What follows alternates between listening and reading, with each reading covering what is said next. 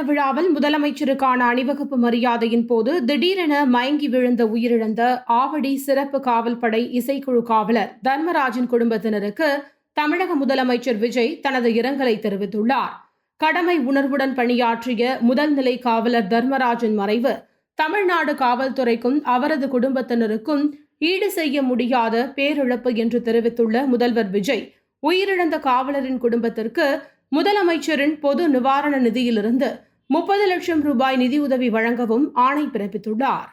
கோவையில் சக மாணவர்கள் சிலரால் அடித்து கொலை செய்யப்பட்டதாக குற்றம் சாட்டப்படும் சம்பவத்தில் கல்லூரி மாணவர் அமுதன் குடும்பத்திற்கு முதற்கட்ட நிவாரண தொகையாக 6 லட்சம் வழங்குவதற்கான ஆணையும் குடும்பத்திற்கு பட்டா வழங்குவதற்கான ஆணையும் வழங்கப்பட்டிருப்பதாக அமைச்சர் சம்பத்குமார் தெரிவித்துள்ளார். இந்த வழக்கில் காவல்துறையினர் மிக நேர்த்தியாகவும் நியாயமான முறையிலும் விசாரணை நடத்தி வருகின்றனர். இந்த சம்பவத்தில் கடுமையான விசாரணையும் மேற்கொள்ளப்பட்டு உண்மை வெளிக்கொண்டு வரப்படும் என்று தெரிவித்த அவர், மேலும் உயிரிழந்த அமுதனின் சகோதரருக்கு அரசு வேலைக்கான உத்தரவாதமும் அரசின் தரப்பிலிருந்து வழங்கப்பட்டிருப்பதாகவும் கூறியுள்ளார். சென்னை திருவொற்றியூரில் 12ஆம் வகுப்பு மாணவர் போதைப் பொருள் பயன்படுத்துவதை தட்டி கேட்ட காரணத்தால் அடித்துக் கொல்லப்பட்டதாக குற்றச்சாட்டு எழுந்தது. இந்நிலையில் கொலை செய்யப்பட்ட தனுஷ் என்ற மாணவரின் வீட்டுக்கு ஆறுதல் தெரிவிக்க அமைச்சர்கள் ஆதவ் அர்ஜுனா, ராஜ்மோகன் ஆகியோர் சென்றனர். அப்போது அங்கு கூடியிருந்த மக்கள் அரசு என்னதான் செய்து கொண்டிருக்கிறது என்று கேள்வி எழுப்பினர். அவர்களுக்கு பதிலேதும் சொல்லாமல் அமைச்சர்கள் புறப்பட்டு சென்றனர்.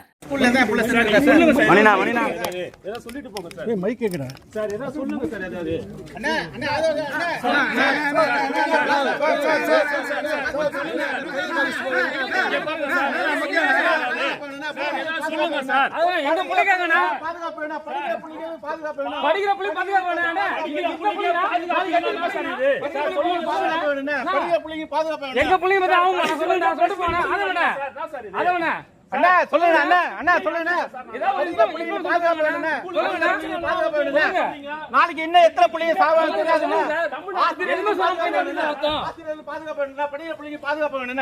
இப்ப கூட சொல்றேன் சார், ஒரு ஸ்கூல்லயும் 3 காவல்துறை நீங்க போடுங்க சார், ஒரு கான்ஸ்டபிள் போடுங்க சார், சிசிடிவி கேமரா போடுங்க சார், ஒரு ஸ்கூல் சிசிடிவி கேமரா போடுங்க சார்.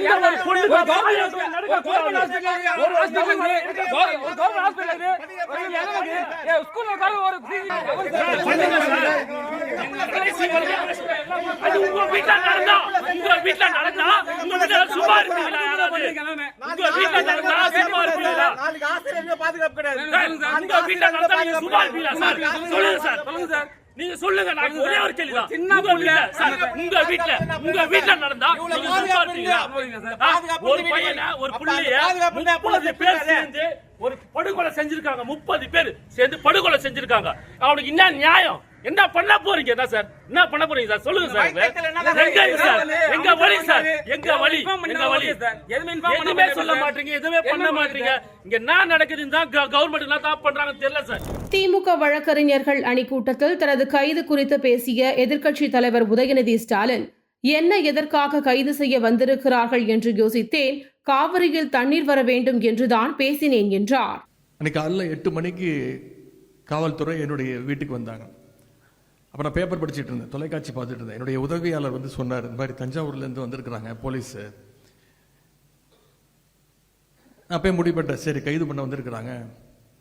நான் உடனே யோசிச்சு பார்த்தேன், நேற்று என்னெல்லாம் பேசினேன். டம்மி முதலமைச்சர்னு சொன்னேன்.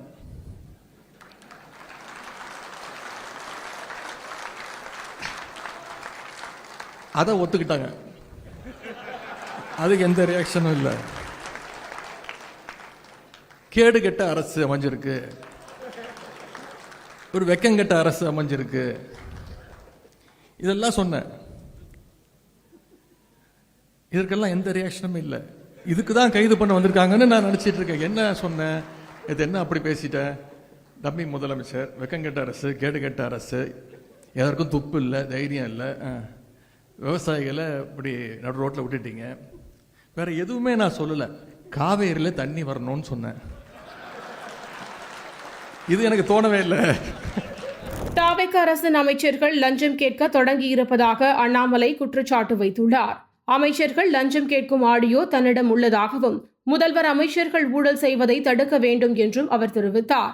1 வருடம் நேரம் கொடுக்கிறோம், ஆனால் தப்பாக ஆட்சி செய்தால் ஆட்சியை கவிழ்ப்போம் என்றும் அவர் தெரிவித்தார். கரப்ஷன் நின்றுச்சுங்கிறாங்க, மறுபடியும் ஆரம்பிச்சிருக்கு, பார்த்துக்கிட்டு தான் இருக்கும். கரப்ஷன் முதலமைச்சர் விஜய் அவர்கள் கரப்ஷனுக்கு எதிராக இருப்பது உண்மைதான், அதையும் நாம் பார்க்கின்றோம். டெண்டர் பெரிய பெரிய டெண்டர்ல வாங்கல, பல அமைச்சர்கள் இப்பதான் வாங்க ஆரம்பிச்சிருக்கிறாங்க. அவங்கள ஓட்டுக்கு பணம் கொடுக்காம வந்துட்டாங்க. சில அமைச்சர்கள் சொல்றாங்க, எங்கிட்ட ஆடியோவே இருக்கு, அவங்கள ஓட்டுக்கு பணம் கொடுக்காம வந்துட்டாங்க. தம்பி, நாங்கெல்லாம் ஓட்டுக்கு பணம் கொடுத்து வந்தோம், ஒரு 2% கொடு தம்பி, 3% கொடு தம்பி, 4% கொடு. இது முதலமைச்சர் விஜய் அவர்கள் கவனத்திற்கு இப்பவே கொண்டு வர்றாங்க ஐயா. 1 வருஷம் கழிச்சு நாங்க பிரச்சனை பண்றதுக்கு முன்னாடி நீங்க எப்படி இருக்கிறீங்க, அதை உங்களுடைய அமைச்சர் பெருமக்களுக்கும் அதை வலியுறுத்துங்க. கர்நாடக மாநிலம் சாம்ராஜ் நகர் மாவட்டத்தில் உள்ள ஹனூர் அருகில் காவிரி வனவிலங்கு சரணாலயத்திற்குட்பட்ட ஷாக்யா வனப்பகுதியில் மானை வேட்டையாடியதாக வனத்துறையினர் நடத்திய துப்பாக்கிச் சூட்டில் அந்தோணிசாமி, ஜான் ரோஸ், பீட்டர், லாசர் குமார் ஆகிய 3 தமிழர்களும் உயிரிழந்துள்ளனர். மேகதாது விவகாரம் போல தமிழ்நாடு அரசு இதிலும் வாய்மூடி இருக்காமல் கர்நாடக அரசுக்கு தனது கண்டனத்தை பதிவு செய்ய வேண்டும் என்று கூறியுள்ள திமுக தலைவர் மு க ஸ்டாலின், உயிரிழந்தவர்களின் குடும்பத்தினருக்கு உரிய இழப்பீட்டுத் தொகையை பெற்றுத் தருவதோடு அவர்களுக்கு அரசு பணியும் கிடைக்க செய்ய தமிழ்நாடு அரசு நடவடிக்கைகளை மேற்கொள்ள வேண்டும் என்றும் தெரிவித்துள்ளார். இந்நிலையில் நேற்று இந்த சம்பவத்திற்கு கண்டனம் தெரிவித்துள்ளார் முதல்வரும் தாவேக தலைவருமான விஜய். அவர் தனது எக்ஸ் பக்கத்தில் வெளியிட்டுள்ள அறிக்கையில், கர்நாடகாவில் சாம்ராஜ் நகர் மாவட்டம் ஹனூர் தாலுகாவில் உள்ள கிராமங்களில் வசித்து வந்த தமிழர்களான Anthonysamy, John Rose, Peter, Kumar ஆகியோர் 2026 ஆகஸ்ட் 15 அன்று அதிகாலையில் காவிரி வனவிலங்கு சரணாலய பகுதியில் கர்நாடக வனத்துறையினரால் சுட்டுக் கொல்லப்பட்டது வேதனை அளிக்கிறது. இந்த படுகொலையை வன்மையாக கண்டிக்கிறேன். இந்த சம்பவம் தொடர்பாக கர்நாடக வனத்துறை கொடுத்த விளக்கம் ஏற்புடையதல்ல. இந்த கொடூர சம்பவம் தொடர்பாக நேர்மையான விசாரணை நடைபெற வேண்டும். உயர்மட்ட விசாரணை குழு அமைத்து தவறிழைத்தவர்களுக்கு உரிய தண்டனை வழங்கப்பட வேண்டும். பாதிக்கப்பட்டவர்களின் குடும்பத்தினருக்கு தேவையான அனைத்து உதவிகளையும் கர்நாடக அரசு வழங்க வேண்டும். இதுபோன்று இனியொரு சம்பவம் நடக்காமல் இருக்க கர்நாடக அரசு உரிய நடவடிக்கை மேற்கொள்ள வேண்டும் என வலியுறுத்தியுள்ளார். உயிரிழந்த 3 குடும்பத்தினர் மைசூருவில் உடல் வாங்க மறுத்து போராட்டத்தில் ஈடுபட்டதை அடுத்து கர்நாடக அரசு உயிரிழந்தவர்களின் குடும்பத்தினருக்கு தலா 15 லட்சம் இழப்பீடும் வனத்துறையினர் மீது கொலை வழக்கும் பதிய ஒப்புக்கொண்டதை அடுத்து உடலை வாங்கி சென்றனர்.